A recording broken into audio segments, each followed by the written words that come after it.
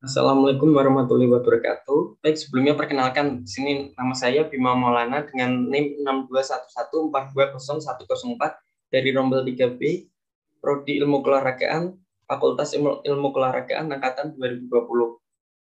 Di sini saya akan menjelaskan tentang pembelajaran untuk anak berkebutuhan khusus ya. Oke, lanjut. Lanjut.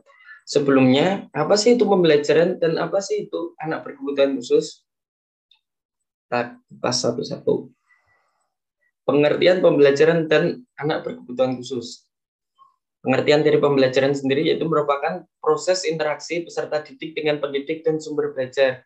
Pembelajaran juga dapat diartikan proses untuk membantu peserta didik agar dapat belajar dengan baik. Pengertian dari ABK atau anak berkebutuhan khusus merupakan suatu kondisi di mana anak memiliki karakteristik khusus yang berbeda dengan anak pada umumnya, yaitu memiliki keterbatasan atau keluarbiasaan baik fisik maupun psikis. Menurut Peraturan Menteri Pendidikan dan Kebudayaan Republik Indonesia Nomor 157 Tahun 2014 tentang Kurikulum Pendidikan Khusus Pasal 4, anak berkebutuhan khusus dapat dibagi menjadi yang pertama 1 tunanetra, 2 tunarungu, yang 3 tunawicara, 4 tunagrahita, yang kelima tunadaksa, ke-6 tunalaras, yang ke-7 berkesulitan belajar, ke-8 lamban belajar, yang ke-9 autis, yang ke-10 memiliki gangguan motorik, yang ke-11 menjadi korban penyalahgunaan narkotika, dan yang terakhir yaitu memiliki kelainan lain. Lanjut ya. Metode pembelajaran pada anak berkebutuhan khusus. Di Indonesia tercatat bahwa ada 144.621.000 anak berkebutuhan khusus yang menempuh pendidikan di sekolah luar biasa pada tahun ajaran 2020-2021. Metode pembelajarannya yang umum digunakan dalam pengajaran anak berkebutuhan khusus di Indonesia yaitu ada komunikasi, instruksi langsung, analisis tugas, prompts, serta pembelajaran kooperatif. Ya. Ini pengertian dari komunikasi, pengertian dari tadi metode pembelajaran. Pengertian dari komunikasi sendiri adalah penyampaian informasi dari satu pihak ke pihak lain. Di dalam suatu pembelajaran, komunikasi merupakan hal yang sangat penting. Apabila tercipta komunikasi antara pengajar dan anak didik, maka akan tercipta suasana belajar yang baik. Komunikasi itu penting. Yang kedua, instruksi langsung. Metode ini menggunakan pendekatan selangkah demi selangkah yang terstruktur dengan cermat dalam perintah. Yang ketiga, analisis tugas. Analisis tugas bertujuan untuk mengetahui apakah anak tersebut sudah mengerjakan tugasnya sesuai dengan kompetensi atau tidak. Yang keempat, ada prompts. Prompts adalah sebuah bantuan yang diberikan kepada anak untuk menghasilkan respon yang benar. Yang kelima, pembelajaran kooperatif, yaitu merupakan suatu cara yang efektif untuk mengarahkan beberapa anak didik dengan berbagai kemampuan untuk menyelesaikan salah satu tugas. Oke, lanjut.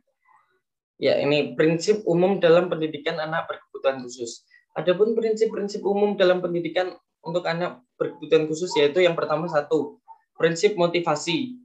Yang kedua yaitu prinsip keterarahan. Yang ketiga yaitu prinsip hubungan sosial.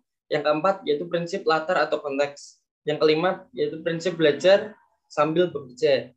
Yang keenam yaitu prinsip individualisasi dan yang terakhir ketujuh itu prinsip menemukan. Lanjut.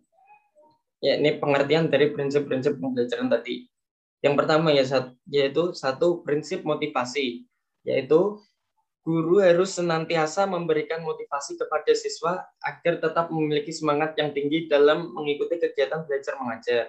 Yang 2, prinsip keterarahan adalah guru harus merumuskan tujuan secara jelas dan menerapkan bahan alat yang sesuai. Yang ketiga, prinsip hubungan sosial, yaitu guru perlu mengembangkan strategi pembelajaran yang mampu mengoptimalkan interaksi antara guru dengan siswa, siswa dengan siswa, serta interaksi banyak arah. Yang keempat, prinsip latar atau konteks, yaitu guru perlu mengenal siswa secara mendalam, menggunakan contoh, memanfaatkan sumber belajar yang ada di lingkungan sekitar. Yang kelima, yaitu prinsip belajar sambil bekerja, adalah guru harus banyak memberi kesempatan kepada anak untuk melakukan praktek atau percobaan. Yang keenam, prinsip individualisasi, yaitu pengajar perlu mengenal kemampuan awal dan karakteristik setiap individu anak secara mendalam. Yang ketujuh, yang terakhir, yaitu prinsip menemukan, yaitu seorang guru perlu mengembangkan strategi pembelajaran yang mampu memancing anak untuk terlihat aktif baik fisik, mental, sosial, dan emosional. Kita lanjut. Ya, ini merupakan contoh pembelajaran dari anak berkebutuhan khusus ya. Ini contoh pembelajarannya. Ini ada yang sedang berolahraga juga, ini ada yang sedang membuat prakarya, ini ada yang sedang belajar juga membaca nih. Satu-satu kita lanjut lagi.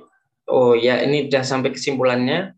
Kesimpulannya yaitu pembelajaran bagi anak berkebutuhan khusus sangatlah penting bagi kelangsungan hidup bermasyarakat, karena melalui pembelajaran anak dapat berinteraksi dengan orang lain dan diperlakukan sama dengan anak normal lainnya.